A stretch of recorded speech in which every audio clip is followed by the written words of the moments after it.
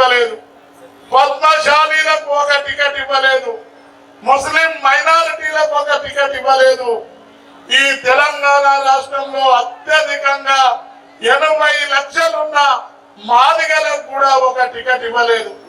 కానీ కేసీఆర్ గారు నన్ను ఆశీర్వదించి పార్లమెంటు పరిధిలోని పెద్దలందరి అభిప్రాయం మేరకు ఈ పార్లమెంట్ అభ్యర్థిగా నన్ను ప్రకటించడం జరిగింది.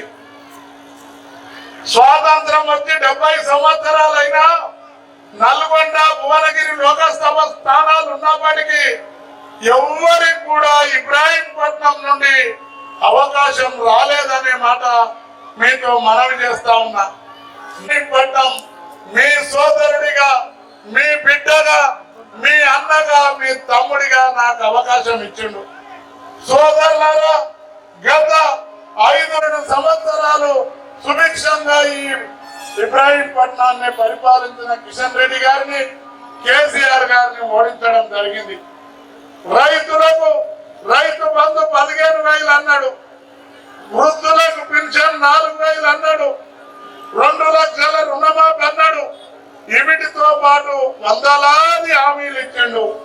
కానీ ఏ ఒక్క హామీని నెరవేర్చకుండా రైతు బంధు కోసం ఆనాడు ముఖ్యమంత్రి కేసీఆర్ గారు అసెంబ్లీ ఎన్నికల ముందు ఖజానాలో 7,500 కోట్లు పెట్టి రైతులకు ఇవ్వాలనుకుంటే కంప్లైంట్ చేసి ఆపిరు.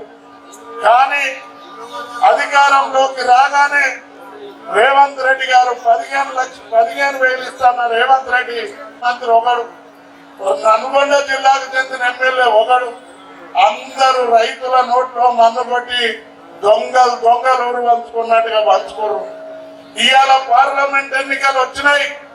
ఈ పార్లమెంట్ ఎన్నికలు రాకుంటే రైతు బంధును కూడా రద్దు చేసేవారు. పెద్దమ్మలకు, పెద్దయ్యలకు ఒక పెద్ద కొడుకులాగా అందించిన 2,000 పెన్షన్ 4,000 కాదు కదా, ఉన్న 2,000 ఉంచునో ఊడబీకునో ఒకసారి ఆలోచించాలి. ఇలాంటి దుర్మార్గులను మెడలు వంచడానికి ఒక అవకాశం పార్లమెంట్ ఎన్నికలు వచ్చినాయి. ఈ పార్లమెంట్ ఎన్నికల్లో మీ ఈ ప్రాంత బిడ్డగా నాకు అవకాశం కల్పించారు. నాదెక్కడో కాదు, ఇబ్రాహీంపట్నం ప్రాంతంలోని సేరిగూడ గ్రామం. నేను 46 సంవత్సరాల నుండి ఈ ప్రాంతంలోనే చదువుకొని ఇక్కడే ఉండి ఇబ్రాహీంపట్నం నియోజకవర్గంలో ఒక అందరికి అన్నగా, తమ్ముడిగా 3 లక్షల జన ఓట్లున్న ఈ నియోజకవర్గంలో 2 లక్షల మందిని పేర్లు పెట్టి పిలుస్తా. నేను నన్ను 2.5-3 లక్షల మంది శ్యామ మల్లేష్ అని గుర్తుపడతారు. సోదరులారా, ఈ ప్రాంత బిడ్డగా మీరందరూ ఒకసారి నన్ను ఆశీర్వదిస్తే మీ సేవకుడిగా మిగిలిపోతా. 38 సంవత్సరాల నుండి విద్యార్థి దశ నుండి రాజకీయాలలో నాకు అవకాశం రాలేదు. కేసీఆర్ గారు ఆశీర్వదించారు. 7 నియోజకవర్గాలలో మా ఇన్ఛార్జీలందరూ కూడా శక్తి వంచన లేకుండా ఆశీర్వదిస్తున్నారు, సహకరిస్తున్నారు, సపోర్ట్ చేస్తున్నారు. నేను ముఖ్యంగా ఈ గడ్డ మీద నుండి ఇబ్రాహీంపట్నం ప్రాంత యువకులకు, సోదరులకు, అమ్మలకు, అన్నలకు నేను మీతో మనవి చేస్తా ఉన్నా. ఒక్కసారి నన్ను ఆశీర్వదించండి. మీ ప్రాంత బిడ్డగా మల్లేశ ఎంపీ అని చెప్పుకునే అవకాశం మీకు వస్తుంది అని నేను మనవి చేస్తా ఉన్నా. మీ 5 సంవత్సరాలు ఈ కాంగ్రెస్ పరిపాలనను అడ్డుకోవడానికి నాకు ఒక అవకాశం ఇవ్వండి. నాలాంటి అడ్డుకునేవాడే లేకపోతే ఈ ప్రాంతాన్ని ఏమి 5 నెలలకే ఈ విధంగా వేధిస్తున్నారు అంటే ఇంకా ఏ తీరుకుంటుందో ఒకసారి ఆలోచించండి.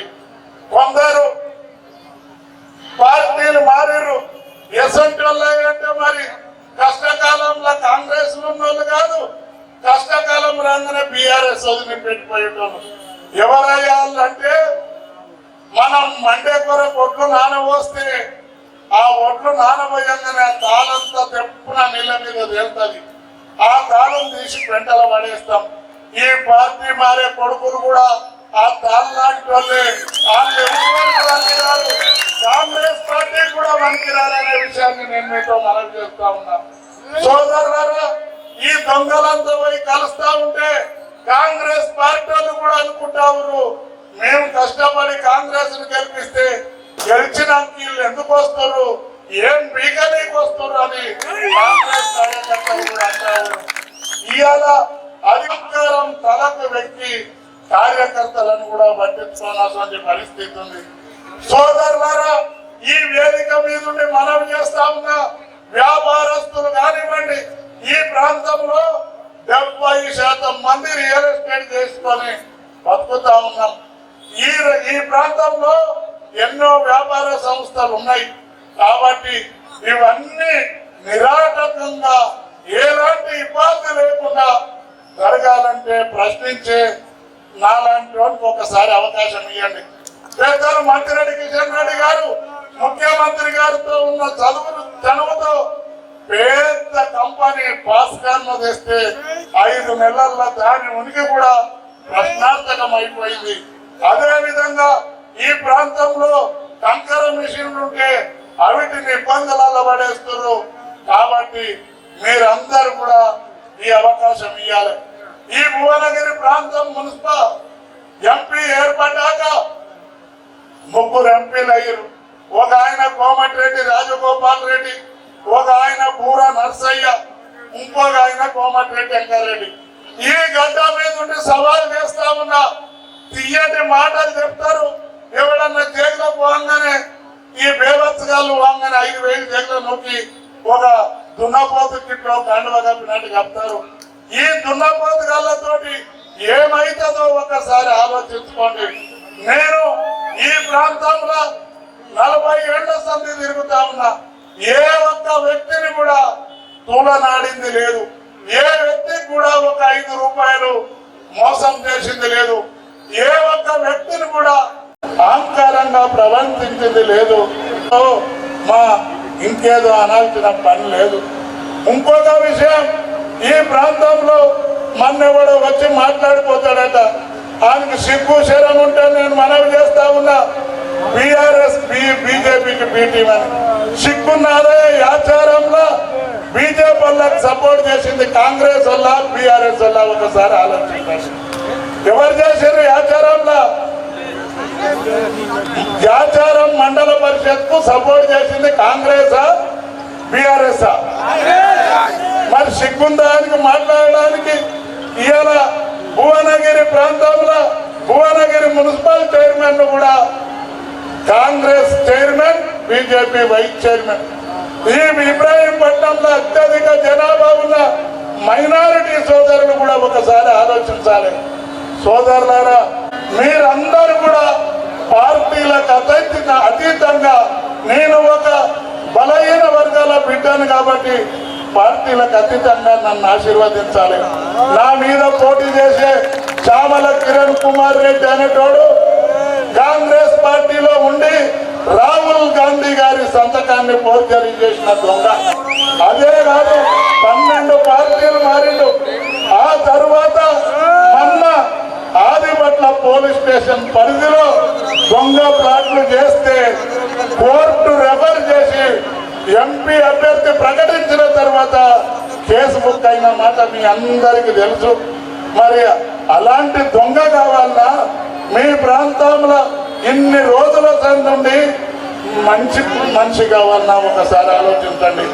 అదే విధంగా నా మీద పోటీ చేస్తున్న బూర నర్సయ్య మీద కూడా కాంగ్రెస్ వాళ్ళు పెట్టిరేదో కేసు ఉందని, కానీ బూర నర్సయ్య పేరు యాద్ చేసుకున్నా మనకు లాభం లేదు, నష్టం లేదు. ఆయన చాలా వెనుకబడి ఉండు. కాబట్టి నేను మీరందరూ ఒకసారి ఆశీర్వదిస్తే తప్పకుండా మీ సేవ చేయడానికి, ఈ ప్రాంతంలో అధికార పార్టీ వాళ్ళు అరాచకం చేస్తే ఎదురు తిరగడానికి, మీ ప్రాంత శ్రేయస్సు కొరకు రియల్ ఎస్టేట్ రంగం కానివ్వండి, ఇంకే పరిశ్రమలు వచ్చినా అందరికీ వెన్నుదన్నుగా ఉండడానికి తప్పకుండా కేసీఆర్ గారి నాయకత్వంలోని బీఆర్ఎస్ పార్టీ అభ్యర్థిగా నన్ను ఆశీర్వదించండి. పెద్దలు, ఈ నాతో పాటు నా విజయం కోసం కాంక్షించి ముందుండి నడిపిస్తున్న పెద్దలు గౌరవ పెద్దలు మంచిరెడ్డి కిషన్ రెడ్డి గారు, నా బాధ్యత తనదే అని భుజాల వేసుకొని తిరుగుతున్న సోదరుడు ప్రశాంత్ కుమార్ రెడ్డి గారు, ఈ ఇబ్రాహీంపట్నం